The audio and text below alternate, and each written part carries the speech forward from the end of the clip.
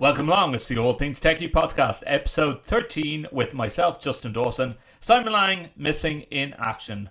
If anyone knows where Simon is missing in action, please let us know. No, he's still off. And we're continuing our series, listeners, on AV people and how they got involved in the audiovisual industry. We have some really interesting stories to tell you. And today we're talking with Stephen Ashby. Stephen is the technology manager of operations at Involved Visual Collaboration, based in Kent in the United Kingdom. It was Steve's birthday, and he had some weird and wonderful birthday presents from his kids. I have been sworn to secrecy on what presents he got. But if someone was to pop a beer in front of myself and Steve off mic, we probably would tell you the story. Episode 13 of the All Things TechIE podcast. Stay tuned. The All Things TechIE podcast is a product of the Extreme Media Network. For advertising and sponsorship opportunities, please visit www.extrememedia.ie. That's XTREME media.ie.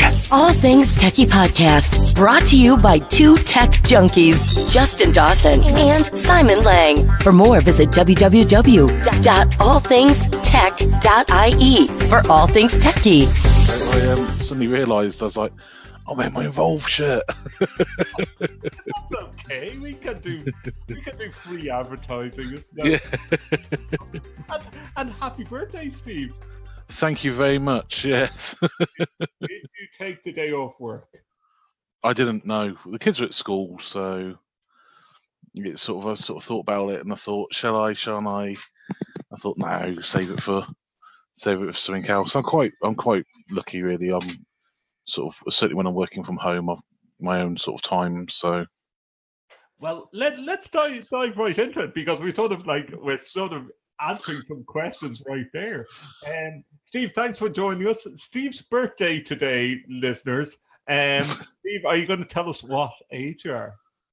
I'm 37, so not too bad. So you're only a year older than me then, right? So, there you go, exactly. You see, both still prime of our youth. Yeah. So how many? Like I love the pictures around your office with dads, teddies, birthday boy, even the kids. So how many kids have you got there in the? I've got two. I've got a 5-year-old and a 7-year-old going on 17. So you actually never sleep, is what you're telling me? No, 4:30 this morning, and that wasn't anything to do with my birthday at all. Oh my God! Okay, yeah. Do we want to go into the story? Yes, we do. We want to go into the story. No, I think this morning was got woken up because they insist on having the bathroom light on at night, which is fine. Okay. But with it being particularly warm now, the summer season, we have obviously the windows open at night. And there was a giant moth, apparently. Uh-oh. So the eldest couldn't go to the bathroom until somebody had removed it for her. She'll hold snakes. She is, she'll wander off in a supermarket, no problem at all. But a moth, the whole house must wake. Right. Yeah. And is your wife the same, or where does this phobia come from? I don't know where it comes from, to be fair. The wife's okay. The wife can't do certain spiders. Okay. But she's okay with most things. Right. I think even at the sort of school fairs and things like that, when they bring along the reptiles, she doesn't mind holding them. Whereas myself, snakes, keep them away from me. Okay. Well away. Well, anyway, so that's made a long day of this, and hopefully the kids have gone to bed at this stage, or are there summer holidays now? No. No. God, 3 more weeks until they're off for the 6. The youngest is fast asleep because she did not appreciate getting woken up, but the eldest is still floating around in the background. So hopefully she have some interruptions throughout the show. Is what you're telling me. It's possible, well, but I hope not.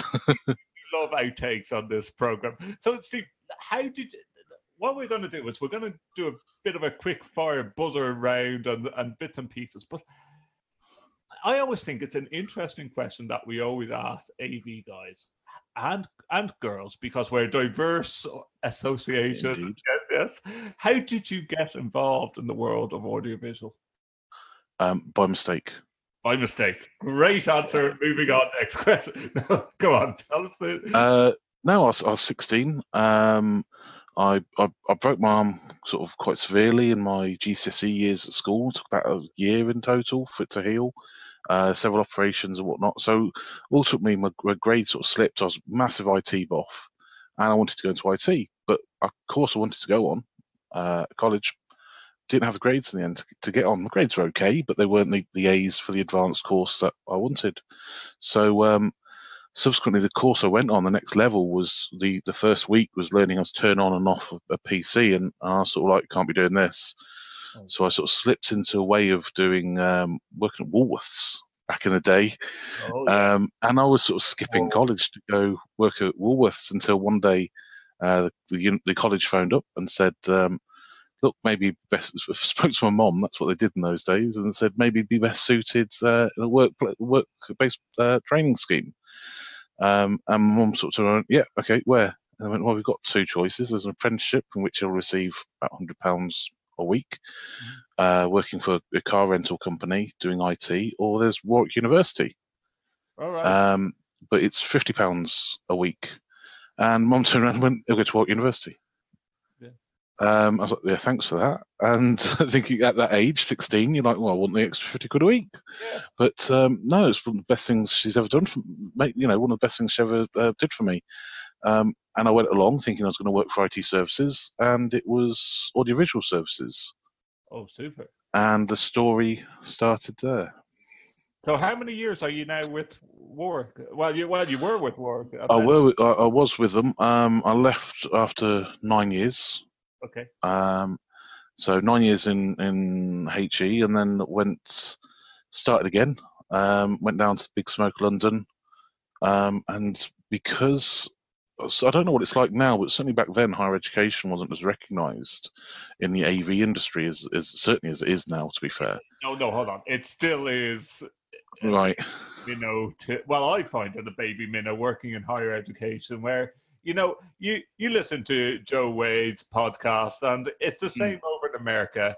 You go to Infocom, you go to ISE, and they go, "Oh, you work in higher education." Well, you know, you guys don't spend it, but just if you go private sector and public sector, it's completely different, and we all absolutely, and that's the strangest things. Warwick has a fantastic setup in terms of conference park. So 30 weeks a year is the academic year, and then the other 22 is conferencing for blue chip companies, you know, just big corporate companies.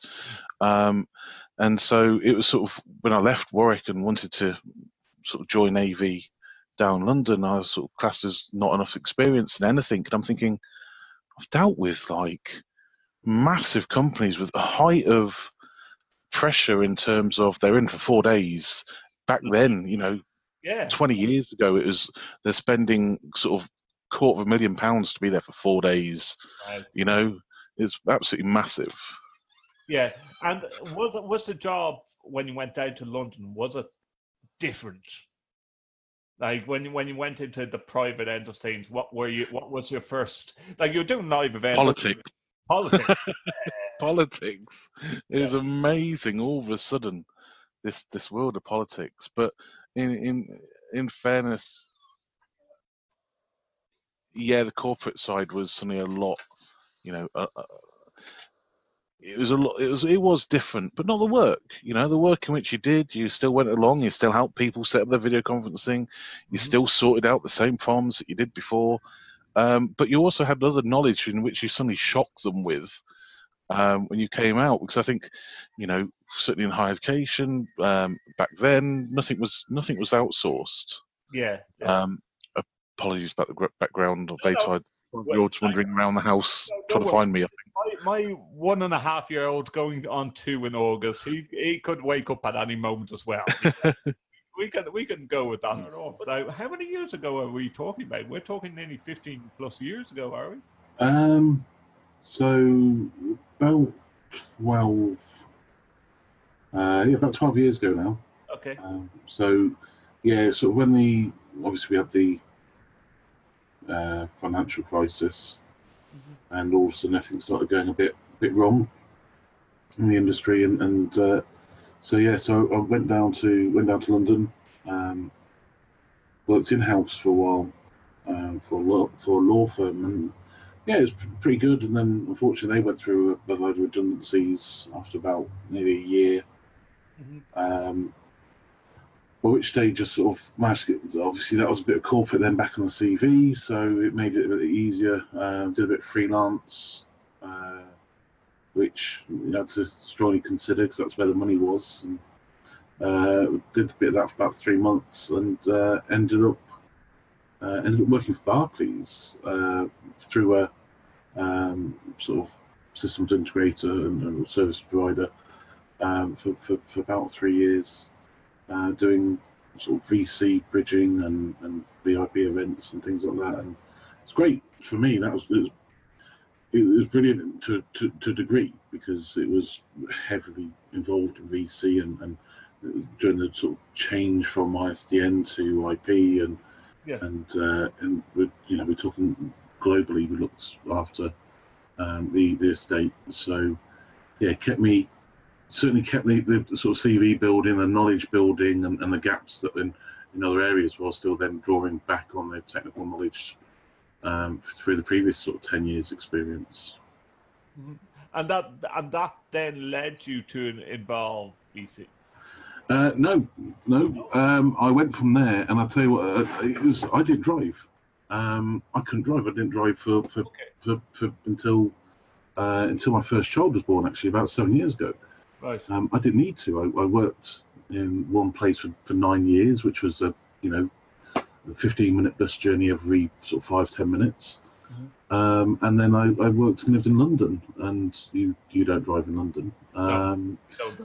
So I didn't need to. And then I sort of passed my test and went, you know what, I want to go out on the road. I want to be a sort of service engineer. And I subsequently went to another systems integrator and did that for about another sort of 2 years until the opportunity at Evolve came along. And at the time, I was happy where I was, and I wasn't too sort of sure about whether I wanted to make another step at that point. My second child had just come along, and I was thinking, this is do I want to be swapping jobs now? Is this the right time? And I ask myself that every day, Steve. Exactly, that's it. It's a very difficult decision to make, and thankfully, I took the leap, and well, it's the last sort of 4.5-5 years.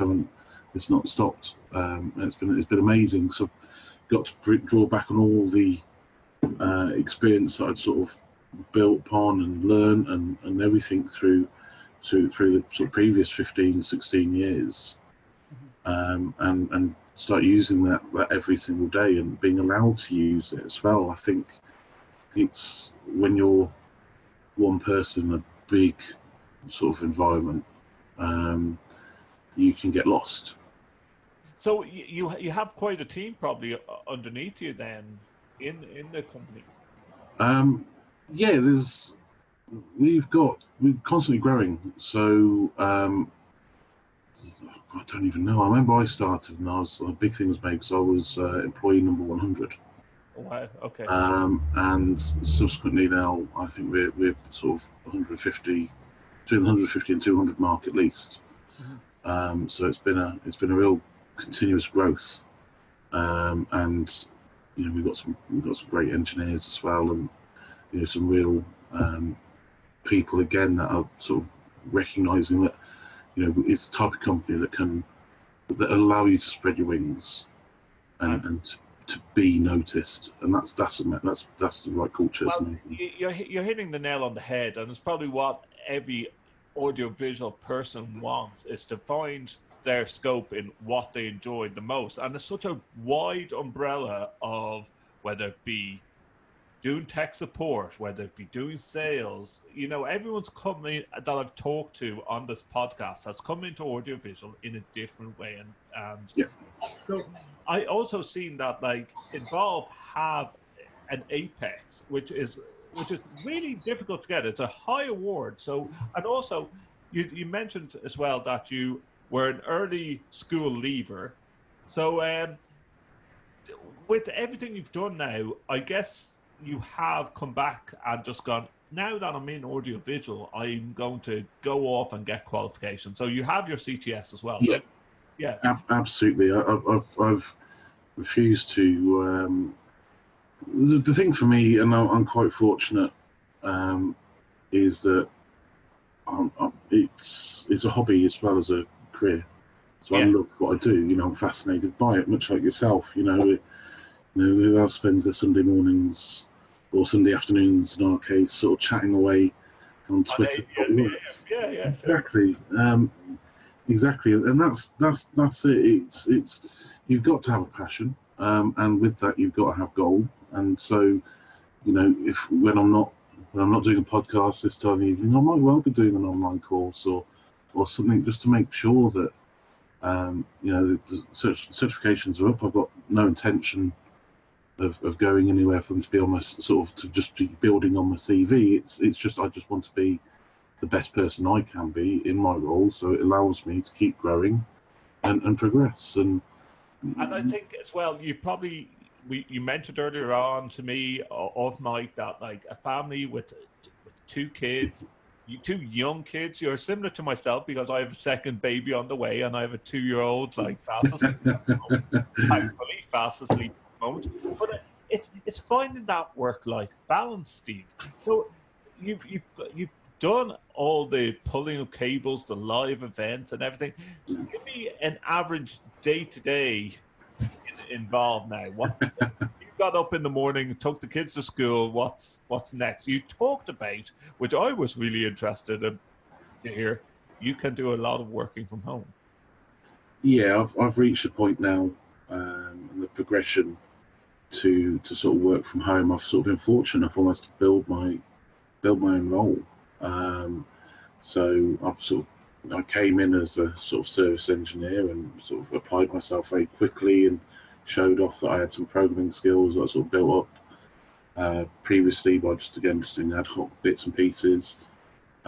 Spent a couple of years ironing them out to become one of the main programmers that involve, and progressing from there as well with going into R&D, making sure that what we offered was the best we could offer, and streamlining it as much as possible, to then looking at other areas. So, as I was saying earlier, sort of the undervalued HE tech, which isn't a tech at all. It's a live events engineer. It's an install engineer. It's a tech. But then they're also it's a support engineer, service engineer. It's the full lot. And on top of all that as well, I spent several years from the age of like 20 for a couple of years on the University Refurbishment Committee, deciding upon what we were going to put in next. So I suppose like a pre-sales consultancy role as well, and perhaps I was young mentality, I think, there in terms of just being a bit streetwise, whatnot else. But I think in my mind, the sort of the geeky side, it all seeped in and stayed in, and so I've managed to recall all that experience over the years and build that into my role now, and I'm technology manager involved, and so I'm sort of umbrella over both projects and service. Mm-hmm. I think my heart is within sort of service and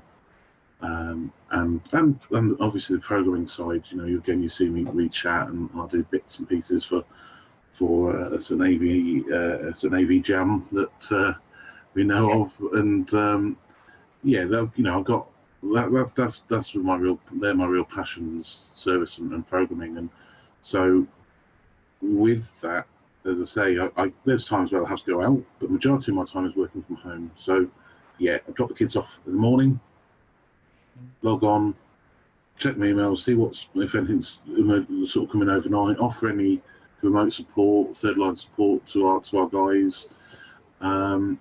If we've got programming jobs coming up or need to be evaluated what we're doing, then start preparing them. Check what's going on in the industry. Check that certain manufacturers haven't released yet another version of firmware which is going to wipe out all their previous APIs and render control systems useless for the next couple of weeks. And then I'll pick the kids up again at after school if I've got that luxury. Take a couple of hours off in the evening to sort of spend some time with them and to sort of get some dinner, and then I'm probably back on it again. And I'm probably it's quite known for me to be sort of still sat at the desk about sort of 10, 11, even 12 o'clock at night. I mean, my situation is slightly different. My wife is sort of registered disabled with her back and some other bits, so it's difficult. I'll always say that as strange as it is, I'm quite fortunate. Whereas it could be classed as I try and take the positives out of the negatives. Okay, yeah, I hear what you're saying. Yeah, no, it's great that you're able to. You finally found a footstep where you don't have to do what is the stereotype of many audiovisual technicians, the live events, the long hours, to being able to work from home. Like I have to say, Steve, I don't hear many people in the European region that can admit I work from home and do audiovisual, unless they're involved in a sales pitch or something like that. But to be able to offer remote assistance and remote support, it's something that you don't hear about much in Ireland and England. No, it's it's quite. Again, we sort of had to build upon that. I think we learned a couple of years ago that we can really up our game with supporting our engineers remotely, as long as we invest in it. And then I think what was happening before is that we're not the size of what you could call the big four, so it's providers in sort of UK and Ireland. Yeah. However, that doesn't mean that you're any less of a company. And what you do is you adapt as in, okay, you've not got 30 engineers that are on the ground sat around and whatnot at times. You've got engineers which are deployed everywhere. How do you best use that resource? Yeah. And what we quickly realised was, okay, I could go out to all these places, and well, I'll say all these places, it wouldn't be. I could go out once a day. I could drive 3 hours to go, to Wales or Midlands or wherever else. And that's my day. I do one call and that's it. Or, we use the team we've got. We deploy them as and when necessary. We offer remote support. Connect via their laptop with remote assistance, whatever else. Show them what we're doing. So it's sort of ongoing training as well, if you like, in the hope that that'll build up their skills as well. But we can, as I say, we can deal with 5, 6, 7 calls additionally a day in that breath. And following, the other thing that gives me then in sort of in my role now as well is it allows me then to turn around and say, what, this has happened today. Can we make sure this, we need to action this immediately. We need to organise we need to organise RMA for this or that, or we sort of revisit out once the manufacturer provides us with, the replacement kit for the faulty hardware. And that's invaluable, because otherwise, again, I'm on the road. I'm away from my desk, I'm away from the emails, and I can't provide the service that customers demand. Yes, yeah. Now, you bring up an interesting point. Like I know that there's some AV companies that try and get to that stage where the end user has bought into this remote assistance. Do you find that it's still at times a barrier if you get a new client on board that They just want to have the tech support technician visiting the site when things go wrong. Yeah, and to clarify, we still send, most of our remote support work is, majority is with an engineer still attending site. Okay, yeah. It's a difficulty of it's the sort of ensuring that you're using the skills you can. So we're using sort of geographical engineers more than anything else, and so that's the important thing. There is this stigma between, again, we talk about all the time, AV security, AV IT security, and certainly I don't necessarily know if it's as much of a just a no, you're not going to update. We don't trust that you're not updating firm or anything else. I think it's just in the UK and Ireland, a raw protection over IT network, or certainly I say IT teams. It's not. They like to purely classify themselves as network teams. Yeah. I think you get an IT manager and go, yeah, that's a great idea. We'll put all your kit on our network and give you access. But then the network team will go, no, you can't do that. We're not going to do that. Yeah, it depends on the company. It depends on the company whether they'll give you that access. And I won't name companies, but I know exactly the situation here in Ireland, and especially across in Dublin, where there's a lot of these companies that they want the setup, but they don't want to give that access, and they want to know what every single thing that's coming in and out of that. Absolutely. I mean, we've had installs and the clients bought smart devices, and they've sort of we've installed them in our usual way and everything like that, and we've first been told, no, you can't do this, can't do that, and then somebody else, obviously the stakeholders, turned around and gone, so how do I change the background on there? It's you can't. Your network team has said no, and then the next minute you're getting an email from the network manager sort of going, can you provide us with all the ports that we need to open up to? And it's like, great. Here's a white paper if this helps. No, you want me to go through it? Okay. So yeah, it's a fun one. Now, if you were to say, Steve, like if I was to ask you, for anyone that's new and coming into the AV industry, what road would you tell them to take? It's a real difficult one, because I think there'll be somebody in every single area of AV that will tell you, no, that's going to die. That's dead horse. And to be honest with you, at the moment, I'd say follow your passion, follow what interests you, ask questions, always ask questions. Don't be afraid to learn from your mistakes. I don't think there's any of us that have learned by not making mistakes. However, try and just limit them to the once. And just be open to the fact that it can be a brutal industry. You've got to commit to it. And if you don't commit to it, then unfortunately it's probably not the career for you, because you're not going to get anywhere easily. But ultimately the rewards are worth it, and it's a great, when you look at your customers, and again with Involve, that's been a real passion of mine, our customers, and you see what the difference you make. Then you know you're doing the right thing, you made the right decision. Do you miss the higher ed? I do. You do, yeah. Of course I do. I miss sitting there for 8 hours a day playing Football Manager all day long. No.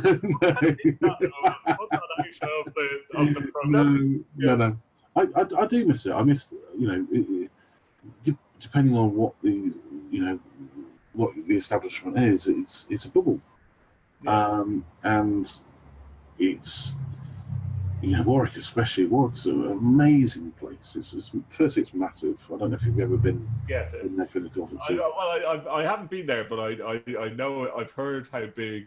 It's the place where the first week of October or last week September, when the freshers come back, it's the weirdest experience ever. Because it's a Sunday, and it's got the campus has got, I think, 4 banks on site, and it's Sunday and all the banks are open. It's everything is just a hive of activity. You've had 3 months of conference delegates, so suits and everything else, and all of a sudden you've got all these new sort of fresh students land back on you, and the atmosphere is absolutely amazing. It's quite funny because we'd all switch roles. We'd go from all being sort of AV techs, engineers, like with live events, whatever else, to suddenly being locksmiths and runners, because all the students coming back to accommodation and things like that. And it's an amazing experience. But the day-to-day academic side, I miss those characters. Absolutely miss the characters. The situations when it's, I think days of overhead projectors have long gone now in most universities.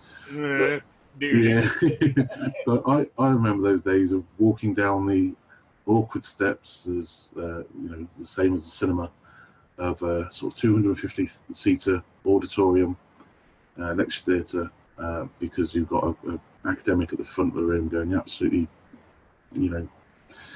ballistic, because they can't start their lecture and the equipment isn't working again. And you already know the room, you already know the academic, and you already know what the problem is before you've stepped in. Oh, yeah. You know that a state's fitted that plug socket upside down on the side of the stage. So you know that what appears to be off is on, and that you've got to walk down those steps when everyone instantly goes silent when you walk in, and you can't show up that professor or whatever else they are by just walking, going, click, there you go, because they'll be held to pay. Daft stuff like that, but then also that whole, this essentially 50 minutes of a lecture. There's 5 minutes past the hour to 5 minutes to the hour, and there's never a gap anymore. It used to be years and years ago, but that's gone. Mm-hmm. You can't afford downtime. So you all didn't matter what the fault was. You had up to 10 minutes. You had until 15 minutes past the hour, because then they were cancelling. And believe you, when they cancelled, they'd let you know about it. Right. And it's something that I've never experienced with any other customer in any other sector industry working in AV. Sector, you haven't experienced that pressure. Not that sort of timescale. Obviously, it's much different. I've done on-site work, so I do understand that, but it's still not the same as when a lecture can't go ahead, because it's set. There's times. There's 10 lectures a term, and you can't have an 11th one. There's no availability for rooms. There's nothing in the timetable that allow it. Every one of those students has got different other sections. You were looking after AV across the whole campus then? Yeah. It was over 200 timetable rooms. Wow. Back in my day, it was 13 lecture theatres of over 150 seats. So that's fully integrated systems. They were big. And I had the largest lecture theatre I looked after, initially one of the newest, but mine was a 400-seater that I'd look after on a regular daily basis. Right. But that was my baby. I still miss that now. It was weird. It was and of course doing live events to that size as well. When you were in the summertime off term, you were doing. It was brilliant. It was brilliant. I mean, there's one building, again, I spoke about the bubble, but there's one building at the university, and it had 10 seminar rooms, if you like, and the 400-seat auditorium, which meant that essentially it was its own self-contained conference centre all alone. And so I could spend most of my summer in that one building, and with my what was a lecture theatre, now an auditorium, because it's conferences and they're no longer lecture theatres. Right. But suddenly, and the other thing that they did was they invested separately into it. So I spoke about the refurb committee, which was part academic, but part at the time it was Warwick conferences. Yeah. And they'd invest, what conferences would invest into the AV facilities. So, say, for example, the academic side said, well, we need, again, going back a few years, so we want a 2,000 lumen projector in there. And conferences will say, no, we want at least a 3,000. Yeah. So, well, it will cost this much, and okay. Yeah. And they build up the AV with it. So it was brilliant because, it wasn't just this auto, and I think that's where my understanding of programming came from, because it wasn't just a single one-touch automated system, because that's what it was for academic teaching purposes.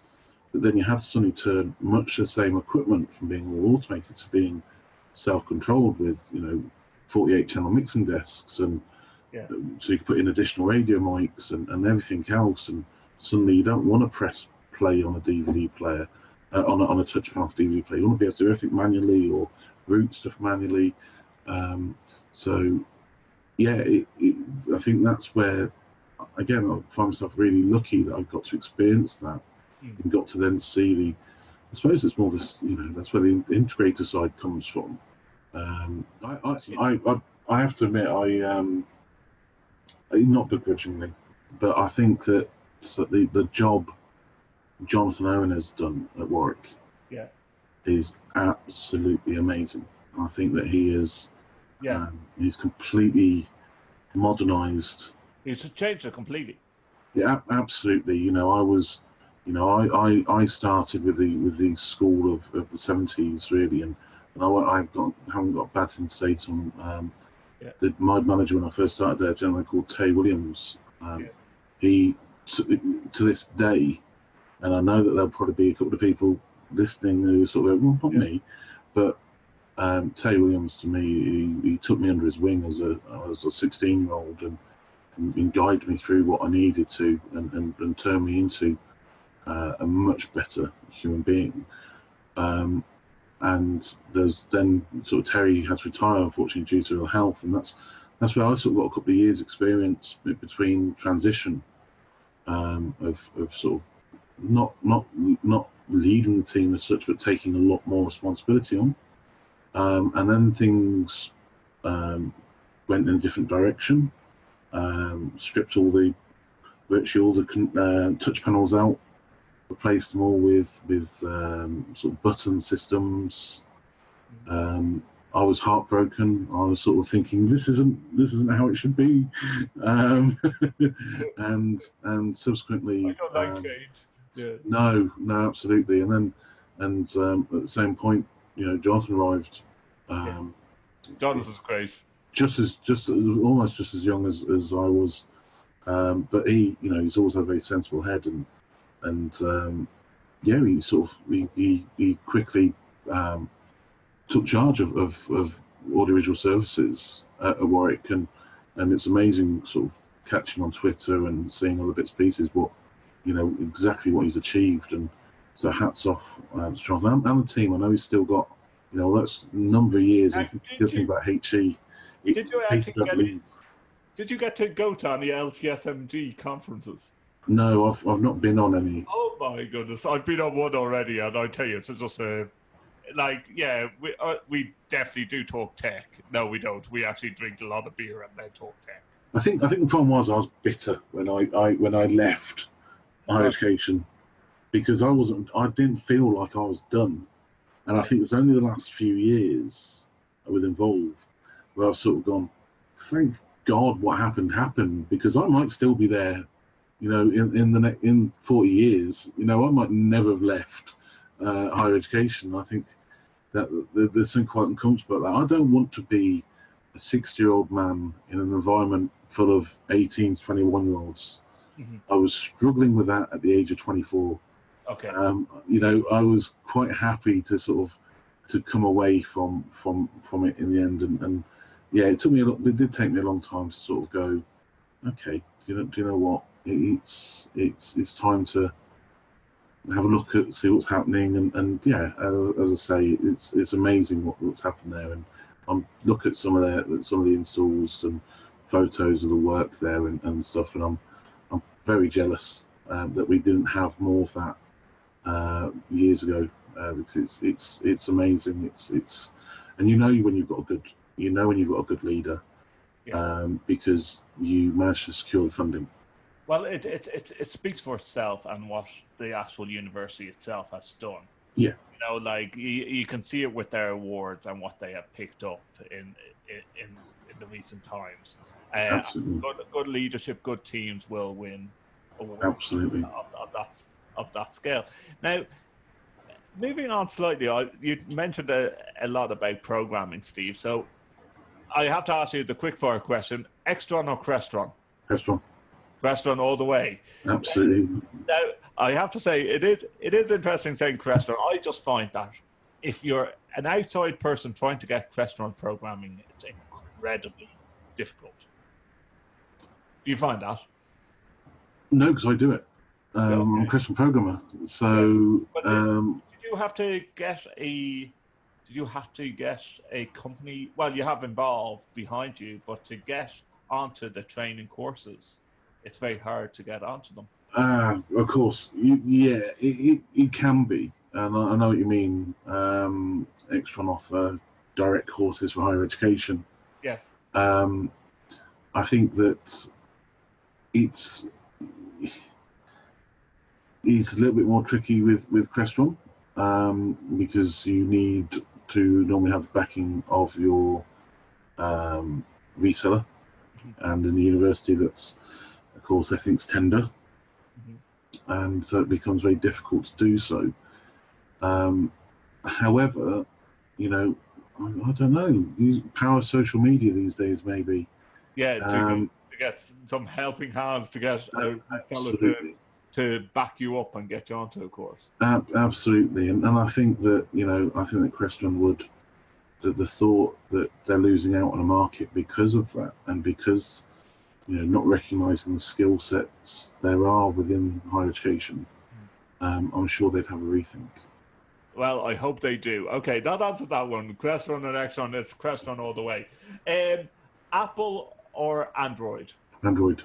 Yes, I thought you might say that. What type of phone have you got? I've got a Samsung Note 9. Yes, so you haven't gone down the Huawei type of route, and would you actually touch Huawei with all the controversy that's going on? Well, I wouldn't, because at the moment it's not going to be the next model is not going to be supported. Yes. And we don't know when the current version might suddenly stop getting supported. So I'm well aware of that. Do I think it's mainly hype? I think anything at the moment, and I'm going to be careful about that, I might upset some people. But of course, there's always hype coming out of the US at the moment when it comes to politics. So this already, Steve, on our podcast, and we're not afraid to address in different ways. You think it's hype, do you? I think a lot of it. I think a lot of it is hype. Right. I think there's bits of AV security and any sort of security like that at the moment, IT security especially. There's a lot of money to be made. That doesn't mean that I don't believe that there is problems, because there is. I'm cautious of the limitations of those problems. So I won't change believe in going, in regards to it being AV. I'm really opening this kind of worms here. Majority, 95% of my systems are local LANs. All the kit is on a local LAN. Now, as far as I'm concerned, my biggest threat isn't somebody hacking into that system. It's somebody coming in with a sledgehammer and just deciding they're going to willfully demolish it, because that's all they can get from it. And is that then enough? And I completely understand that times will change and that more stuff will be networked and remote access and whatnot else for remote support. However, does that mean that we instantly turning around now and saying we shouldn't be using that, or we should be focusing on all this extra sort of security when that doesn't affect that setup? It's difficult to explain. My concern is that we're essentially cutting off technologies because it could pose a risk. And as far as I'm concerned, everything out there poses a risk of sorts. As soon as it's networked, it can pose a risk. Absolutely. But much the same way, I think that AV security now, to a degree, is much the same as physical security was. I'm sure you 10, 15 years ago, if it wasn't absolutely caged down, locked down, it would be gone. Especially, I remember, again, working at university, I remember that you've got control rooms. You've got control rooms within lecture theatres. Lecture theatres in which some students couldn't open the doors because they were so heavy when they were unlocked. Yeah. And you get people breaking into, firstly, the building, then into the lecture theatre, then into the control room to steal the projector. Yeah. And they were good. You have security cameras in there, they'd be in and out within a minute, And to a degree, that's what's happening. It's the same to me. To a level, it's the same threat we've got now. You have got people that are more. Yeah, there might be somebody in there that's more determined. If you're in a bank, if it's a bank environment or whatever else, yeah, absolutely, you've got to be aware of the risks in there. But there's also just as much risk on the IT network side that they would manage and look after as well. So nothing's ever going to be wholly secure. Accidents happen, and accidents happen from the end user, is the way I would describe it. As in, you can have the best system available and completely locked down, and you talk about banks and whatever, and it takes for someone to leave a sticky note underneath their keypad, and it happens. Absolutely. And as I say, and I'll be really, really clear, I take AV security desperately seriously.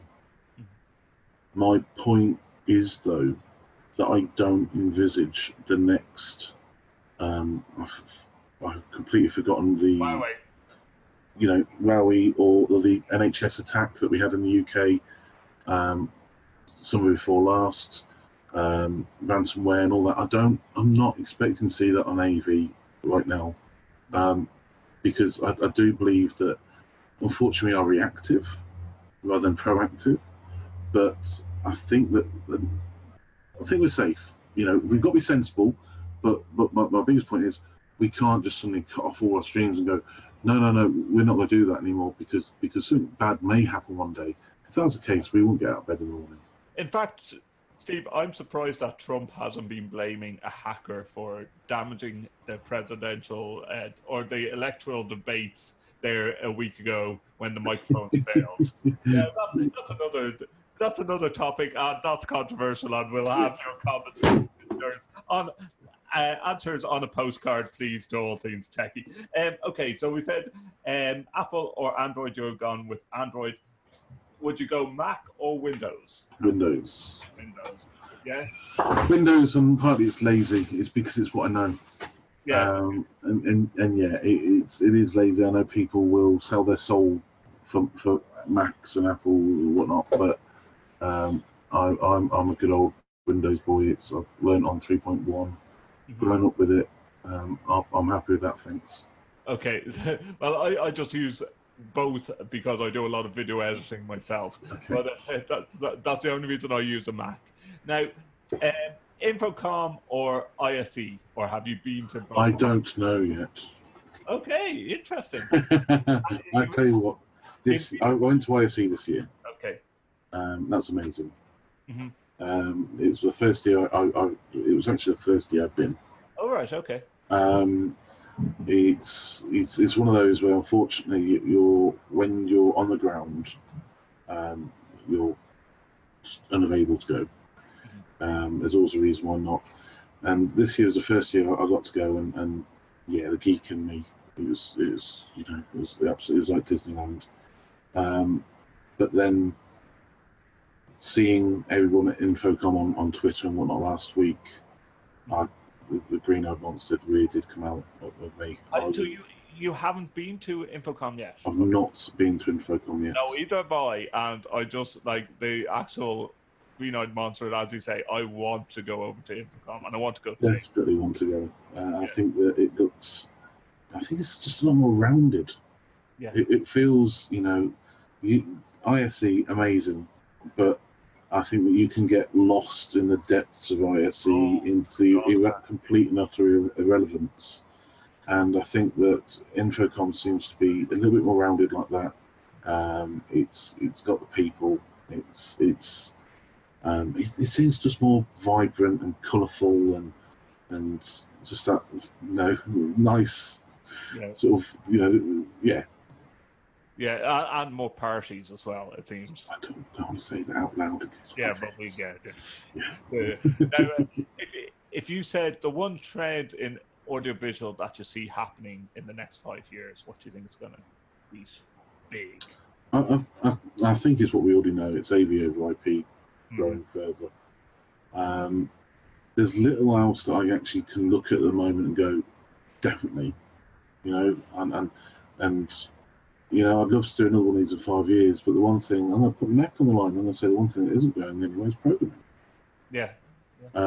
Again, I'll be quite vocal on AV and AM and stuff, and again, from a higher education background, I think that you can probably relate to that. It's not changing. It isn't changing. Okay, it's going to be over IP. Yeah, great. Maybe we'll have more remote access. Maybe if you're down the Extron route or similar products, that it's going to be more accessible for the technician who has very little programming to get the basics of on, off, change source. But no, it's not going to be any bigger than what it is now, unless you're designing a template in a Crestron controller where you're adding images, you're adding background sources or whatnot. I think that's it, isn't it? I think it comes more down to the pre-sales side, the system architecture side, as well as the customer and their sort of budgets really. I think the whole manufacturers coming up with their own solution, I don't think it's going to work. And the reason for why, higher education, very specific niche in terms of that system has got to be as simple as possible. However, I don't think manufacturers are going to make anything as simple as possible because they're going to still want to include their own elements to it. They're going to want to. Their mark is always going to be on it. They're not going to turn around and go, okay, our product that we sell globally, and we sell to every sort of industry there is, must be really important for higher education. We must look after higher education especially. They don't need all that rest of that stuff. And that's not going to happen like that. And it's the same then for health, for government, for corporate. Everyone still needs that element. Somebody suggested to me a couple of weeks ago and said, we have Crystal Mercuries in all of our huddle spaces. They don't need any programming. They come pre-built and we just plug them in and they're ready to go. It's like, they're amazing. Those sort of simple huddle space, all-in-one units, brilliant. But tell me now, did you have a programmer doing your huddle spaces 10 years ago? Did you have huddle spaces 10 years ago? No. The industry has seen that there's a gap in the market and they've gone for it. Focusing on it. Absolutely. As technology becomes adapted more, so does it's the customers' possibilities open up to the customers. I totally agree with you, Steve. And when you look at it in a higher ed capacity and you have a limited budget, you might have a faculty member that just wants to be able to do video calls. And you're thinking, hold on a minute, I have a limited budget here.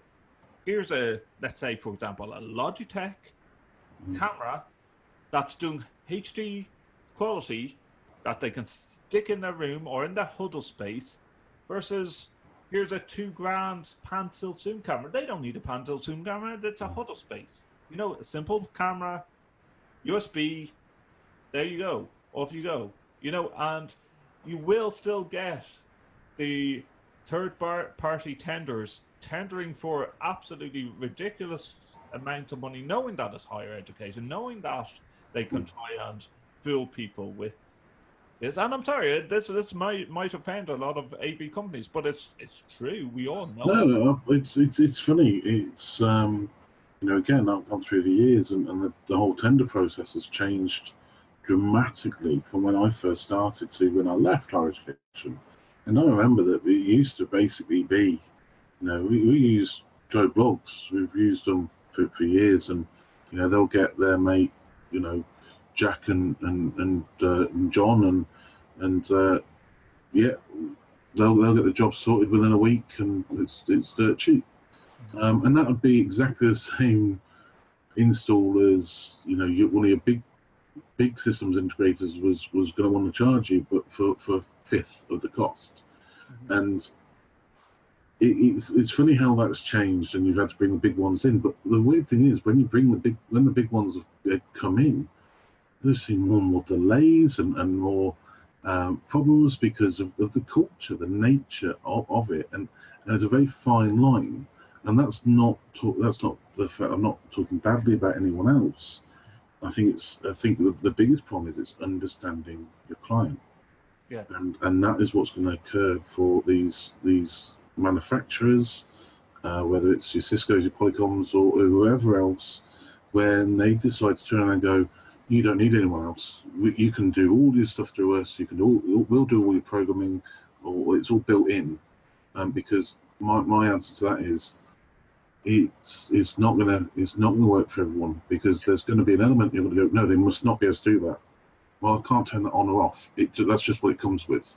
Yeah. So, and then obviously as well, it's never going to cater for those bigger spaces. And so the only thing that I see missing off is whereby some perhaps cheekier integrators would try to take on the 12, the sort of 8 to 12 seater meeting rooms, really. And I think that's the one area that's up for grabs. The rest of it, again, if you've got the right systems architect and pre-sales team, and they can design you and go, this is a type A room, this is a type B room, or medium VC, large VC, and everything in there, every component there is going to be identical for those 8 rooms. Yeah. And the large VC room, everything's going to be identical for those 4 rooms. So it's going to require 2 programs. You don't have this problem, and what you want to be able to access it via your intranet. We can sort that for you. What do you want? What information do you want to be able to see? Yeah, we'll do it the once, and it will work then on. Steve, you're talking about the ideal world, but it never happens like that, unfortunately. I think that we can, and this is what this is what we're doing more now. Yeah. And it's being able just to. It is. I appreciate it's difficult for some because they're constantly up against it. It doesn't stop. Yeah. But you've got to start thinking about. It's after 4 years of programming. For 4 years programming for Involve. Is every job I do, it's every custom job I do, fully custom. I'm picking. There's bits and pieces out there now that you take and you use elements of that, and that speeds up that process for you. So you're not talking 4 weeks for a job. You're talking 4 days, if that. Yeah. But then what you're trying to do at the same time, you're going, okay, this functionality would be really useful. Noticing it more and more, and the equipment as it progresses, you get more APIs. We can give that. We can give that functionality there. Is that something we want to include? How do we look at absorbing the costs of the company and simply hoping that our clients are going to recognise what we've done different to anyone else? Are we going to charge for it? It's a nice position to be in because you've got the options. You just got to think about it. You've just got to think about it carefully. You've got to go, okay, this isn't necessarily about us. It is about our customers and what will make it easy for them. But also we've got to bear in mind as well support. I'm not going to go into the whole AV as a service. I think that's been done elsewhere. Joe's absolutely, absolutely.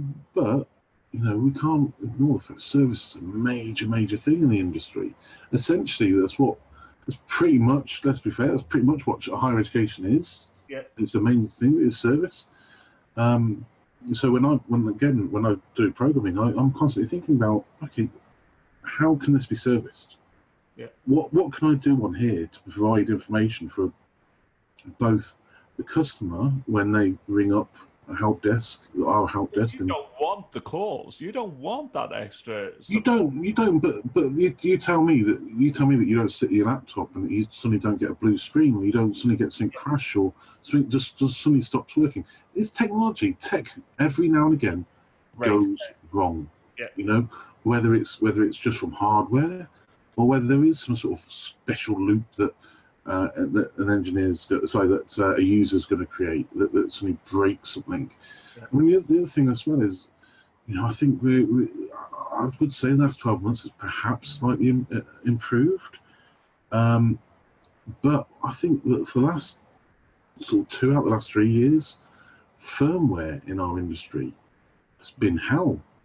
I've not witnessed it as bad as it has been, and just purely, I don't expect to get a upgraded version of something sent out to me, a new model or something, whereby I've got no option but to go with a new version because the old version's end of life after 6 months, and then to find out that there's firmware bugs on this, or you get a call 3 days later after installing this, I've got this problem, and you're going, what on earth is that problem? I've never seen it before. That's completely random. You phone up the manufacturer. You nearly feel like waiting a week or two if you can.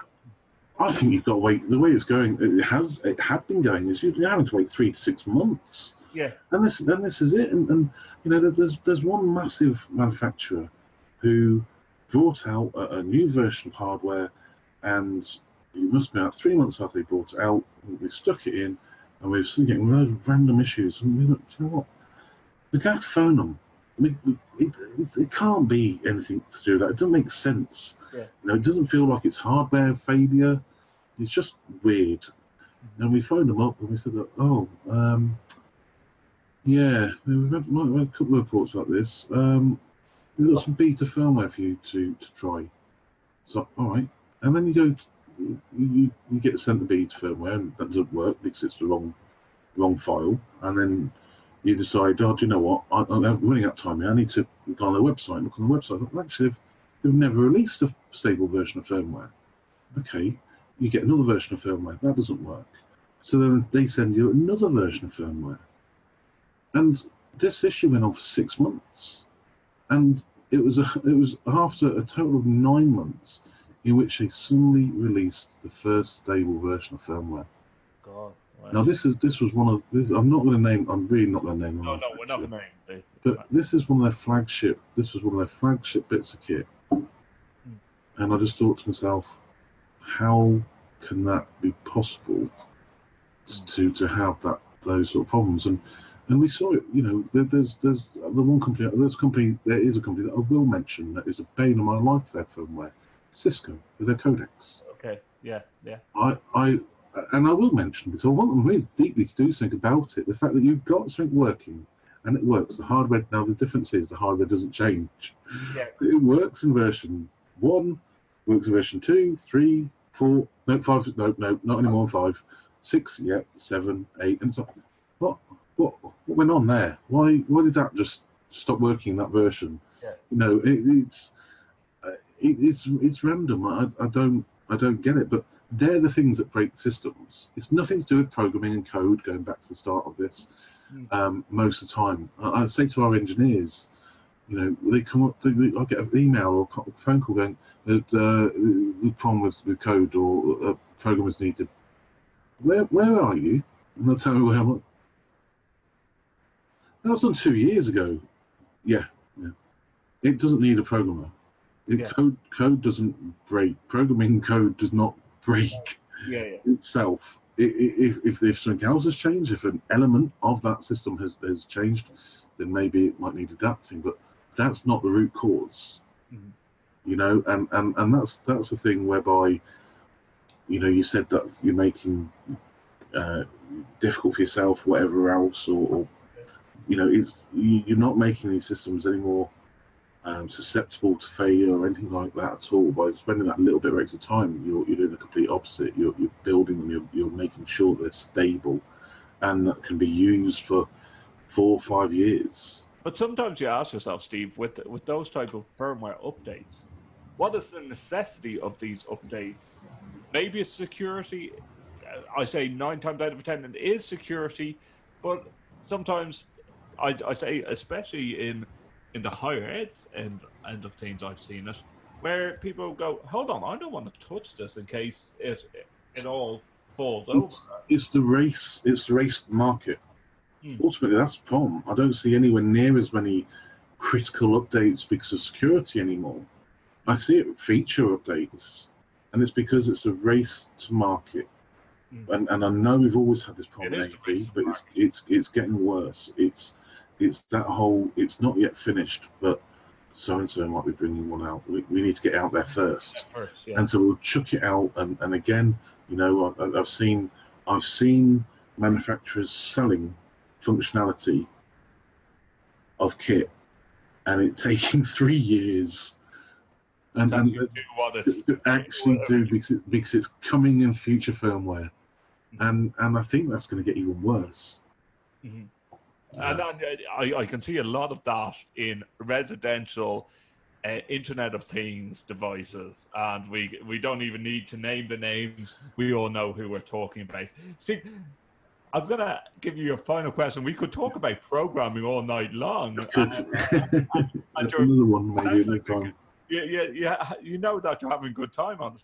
But it is your birthday, and what do you give a tech guru like yourself that has a load of techie gadgets? Do you want a techie gadget? If your wife probably came to you and go, what did you want for your birthday? And you said... My wife was thrilled because last week they released the Raspberry Pi 4. Right, okay. So all of a sudden, the Raspberry Pi 4 is the geeks, especially programming geeks, new toy. So that was sorted. It was going to be Amazon vouchers and everything else, and you're buying mods and everything else for it, and all of a sudden you're networking your house up to Internet of Things and everything, because it's development. And there's one point, you know, there's one point I'd like to mention, and about everything we've talked about a lot of things we've talked about so far, is we've always talked about the future, and not getting it right. We've said the race to functionality and whatnot. But I wish our industry can look at today, focus on getting today right. Then let's worry about 5-10 years time. I think we're running now before we can work. A quote of the actual series of let's get things right now instead of looking at that's my biggest concern. So when your question about what do you get a geek for their birthday, and that is something whereby they can geek and they can do little bits of research and they can look at the future, but they do it away from their customers. Oh, absolutely. Now, you brought up Raspberry Pi. Now, I haven't played around with Raspberry Pis. I keep on saying to myself, and even to Simon, my co-host, that I want to get a Raspberry Pi and just program and teach myself some bits and pieces. Am I right in saying that Raspberry Pi have a shop in London now? Has Raspberry Pi, in your views, gone very commercialized now? It used to be sort of like the geeky... It was, wasn't it? It was that little bit off, sort of. They got associated with sort of CBC for now, wasn't it? And bits and pieces. That's what it got associated with. But it's gone massive, and to be honest with you, rightly so, because there is a hell of a lot you can do with it. It is the modern day Meccano. Nice.